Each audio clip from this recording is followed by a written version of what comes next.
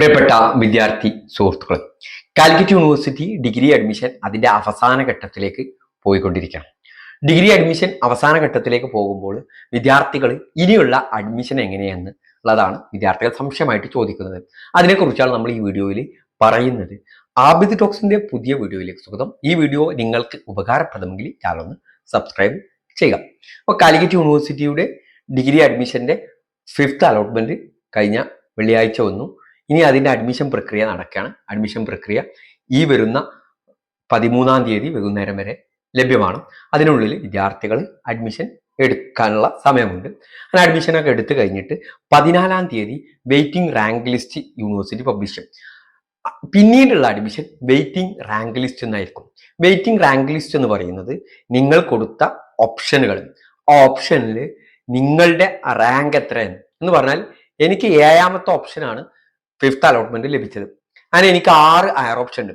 6 higher ഓപ്ഷനിൽ ഓരോ കോളേജിലും എനിക്ക് എൻ്റെ റാങ്ക് എത്രയെന്നുള്ളത് നിങ്ങൾക്ക് 14-ാം തീയതി അറിയാൻ സാധിക്കും. ആ 14-ാം തീയതി നിങ്ങൾക്ക് അറിഞ്ഞു കഴിഞ്ഞാൽ പിന്നീടുള്ള അഡ്മിഷൻ എന്ന് പറയുന്നത് നമ്മൾ കമ്മ്യൂണിറ്റി കോട്ട അഡ്മിഷൻ നടത്തിയതുപോലെ ഈ റാങ്ക് ലിസ്റ്റ് കോളേജിലേക്ക് കൊടുക്കും. കോളേജിൽ എത്ര സീറ്റ് വേക്കൻസി ഉണ്ടോ ആ സീറ്റ് വേക്കൻസിയുടെ അടിസ്ഥാനത്തിൽ കോളേജ് നിങ്ങളെ കോണ്ടാക്ട് ചെയ്യും. ഒരു സീറ്റ് വേക്കൻസി ഉള്ളതെങ്കിൽ 1ാമത്തെ ആളെ കോണ്ടാക്ട് ചെയ്യും. അയാൾ എസ് എന്ന് പറഞ്ഞു കഴിഞ്ഞാൽ അയാൾ എടുക്കും. അയാൾ നോ എന്ന് പറഞ്ഞു കഴിഞ്ഞാൽ അടുത്ത ആളെ വിളിക്കും. അങ്ങനെ ഓരോരുത്തരെ വിളിച്ചുകൊണ്ടേയിരിക്കും. പിന്നീട് വെയിറ്റിംഗ് റാങ്ക് ലിസ്റ്റ് എന്നായിരിക്കും അഡ്മിഷൻ. അപ്പോൾ വിദ്യാർത്ഥികൾ ചോദിക്കുക, എനിക്ക് 2 സ്ഥലത്ത് നിന്ന് കോൾ വരില്ലേ? 2, 3, 4, 5 സ്ഥലത്തു നിന്നൊക്കെ കോൾ വരും. നിങ്ങളുടെ ഹയർ ഓപ്ഷനുകൾ ഉള്ള കോളേജിൽ നിന്നാണ് നിങ്ങൾക്ക് കോൾ വരിക. നിങ്ങളെ റാങ്ക് ലിസ്റ്റ് അതിൽ മാത്രമേ ഉണ്ടാവുള്ളൂ, നിങ്ങളെ ഹയർ ഓപ്ഷനിൽ. ഇനി ഇതുവരെ ഒരു അലോട്ട്മെന്റ് കിട്ടാത്ത ഒരാളിന് 20 കോളേജ് അദ്ദേഹത്തിന്റെ ഓപ്ഷൻ ഉണ്ടെങ്കിൽ 20 കോളേജിലും റാങ്ക് ലിസ്റ്റിൽ അദ്ദേഹം പെട്ടിട്ടുണ്ടാവും. ആ റാങ്ക് ലിസ്റ്റിൽ നിന്ന് കോളേജ് വിദ്യാർത്ഥികളെ കോണ്ടാക്ട് ചെയ്യും. 14-ാം തീയതി പബ്ലിഷ് ചെയ്ത 15, 16 ലീവാണ്. 17-ാം തീയതി മുതൽ കോണ്ടാക്ട് ചെയ്യും. ആ റാങ്ക് ലിസ്റ്റിൽ നിന്ന് വിദ്യാർത്ഥികളെ കോണ്ടാക്ട് ചെയ്തിട്ടായിരിക്കും പിന്നീടുള്ള അഡ്മിഷൻ പ്രക്രിയ ഉണ്ടായിരിക്കാം. അങ്ങനെ ഈ അഡ്മിഷൻ പ്രക്രിയ അവസാനിക്കുന്നത് വരെ ഈ പ്രക്രിയ ആയിരിക്കും ഉണ്ടായിരിക്കാം. അപ്പോൾ വിദ്യാർത്ഥികൾ ചോദിക്കുന്നത് സ്പോട്ട് അഡ്മിഷൻ ഉണ്ടോ എന്നുള്ളത്. കഴിഞ്ഞ വർഷങ്ങളിലൊന്നും സ്പോട്ട് എന്നുള്ള രീതിയിൽ അഡ്മിഷൻ ഇല്ലായിരുന്നു. ഈ വർഷം ഉണ്ടാകുമോ എന്ന് പറയാൻ സാധിക്കില്ല. പോസിബിലിറ്റി വളരെ കുറവാണ്. ചിലപ്പോൾ വേണമെങ്കിൽ ചില കോളേജിലൊക്കെ സീറ്റ് വേക്കൻസി ഉണ്ടെങ്കിൽ പത്രത്തിൽ ഔട്ട്, അല്ലാതെ യൂണിവേഴ്സിറ്റി പ്രത്യേകമായിട്ട് സ്പോട്ട് അഡ്മിഷൻ എന്ന് പറഞ്ഞുകൊണ്ടൊന്നും അഡ്മിഷൻ ഉണ്ടായിരിക്കില്ല. പത്രത്തിൽ ഔട്ട് ചെയ്യും, ഇന്ന കോളേജിൽ ഇന്ന സീറ്റ് വേക്കൻസി ഉണ്ട്. അങ്ങനെ താല്പര്യമുള്ള ആളുകൾക്ക് അവിടെ പോയി റിപ്പോർട്ട് ചെയ്തിട്ട് അവർ റാങ്ക് ലിസ്റ്റ് തയ്യാറാക്കിയിട്ട് അഡ്മിഷൻ നടത്തും. അതിനൊക്കെ എന്ത് വേണം? നിലവിൽ 14-ാം തീയതി പബ്ലിഷ് ചെയ്യുന്ന റാങ്ക് ലിസ്റ്റ് എന്നുള്ള എല്ലാവരെയും കോണ്ടാക്ട് ചെയ്ത് കഴിഞ്ഞിട്ടാണ് അടുത്ത ഈ സ്പോട്ട് അഡ്മിഷനിലേക്ക് കടക്കാം. അപ്പോൾ വലിയൊരു റാങ്ക് ലിസ്റ്റ് ആയിരിക്കും കോളേജിന്റെ കയ്യിൽ ഉണ്ടായിരിക്കുക. ആ കോളേജിൽ നിന്നും അവർക്ക് സീറ്റ് ഫുൾ ആകുന്നത് വരെ എന്ത് ചെയ്യാൻ പറ്റും? അവർക്ക് കോണ്ടാക്ട് ചെയ്യാൻ സാധിക്കും. അതിന്റെ അടിസ്ഥാനത്തിൽ കോണ്ടാക്ട് ചെയ്യുന്നതിന്റെ അടിസ്ഥാനത്തിൽ നമുക്ക് താല്പര്യം ഉണ്ടെങ്കിൽ എസ് എന്ന് പറയാം, ഇല്ലെങ്കിൽ നോ എന്ന് പറയാം. ഓക്കെ, അപ്പോൾ ഈ ആ റാങ്ക് ലിസ്റ്റിൽ ഉൾപ്പെടണമെങ്കിൽ നിങ്ങൾ ഇപ്പോൾ കോളേജിൽ 5th അലോട്ട്മെന്റ് ലഭിച്ചിട്ടുണ്ടെങ്കിൽ അതിൽ പെർമനന്റ് ആയിട്ട് അഡ്മിഷൻ എടുക്കണം. 5th ലഭിച്ചിട്ടില്ല, 4th നിങ്ങൾക്ക് ലഭിച്ചതെങ്കിൽ അവിടെ പെർമനന്റ് അഡ്മിഷൻ എടുത്തവർക്കുള്ള കാര്യമാണ്.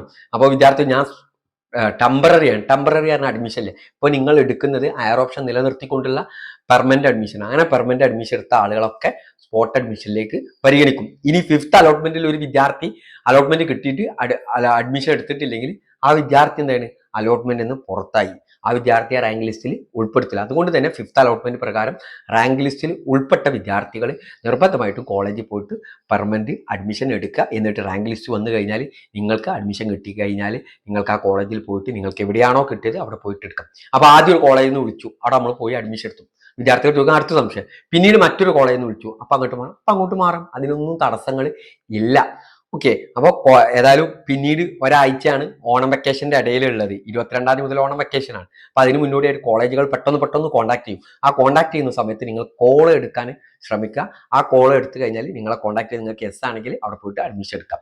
അപ്പോൾ നിങ്ങൾക്ക് തിങ്കളാഴ്ച ഒരു കോളേജിൽ നിന്ന് വിളിച്ചു, നിങ്ങൾ ചൊവ്വാഴ്ച പോയി അഡ്മിഷൻ എടുത്തു. ചൊവ്വാഴ്ച വേറെ കോളേജിൽ നിന്ന് വിളിച്ചാൽ നിങ്ങൾക്ക് ചൊവ്വാഴ്ച പോയി അഡ്മിഷൻ എടുത്ത കോളേജിൽ നിന്ന് TC വാങ്ങിയിട്ട് പുതിയ കോളേജിൽ പോയിട്ട് ചേരാവുന്നതാണ്. ഈ രീതിയിലാണ് ഇനിയുള്ള അഡ്മിഷൻ. അപ്പോൾ ഇതുവരെ രജിസ്റ്റർ ചെയ്യാത്ത ആളുകൾക്ക് രജിസ്റ്റർ ചെയ്യാൻ പറ്റുന്നതായിരിക്കും. അടുത്ത സംശയം അവർക്ക് രജിസ്ട്രേഷൻ 14-ാം തീയതി റാങ്ക് ലിസ്റ്റ് വന്നു കഴിഞ്ഞാൽ ഉണ്ടായിരിക്കും. പിന്നെ എഡിറ്റിംഗ് ഉണ്ടോ എന്ന് ചോദിക്കും. ഇനി എഡിറ്റിംഗിന്റെ ആവശ്യമില്ല, ഇനി വേറെ അഡ്മിഷൻ ഇല്ല. നിലവിൽ നിങ്ങൾ കൊടുത്ത ഓപ്ഷന്റെ അടിസ്ഥാനത്തിൽ റാങ്ക് ലിസ്റ്റ് പബ്ലിഷ്, ആ റാങ്ക് ലിസ്റ്റ് എന്നാണ്. പിന്നീട് അലോട്ട്മെന്റും മറ്റു കാര്യങ്ങളൊന്നുമില്ല.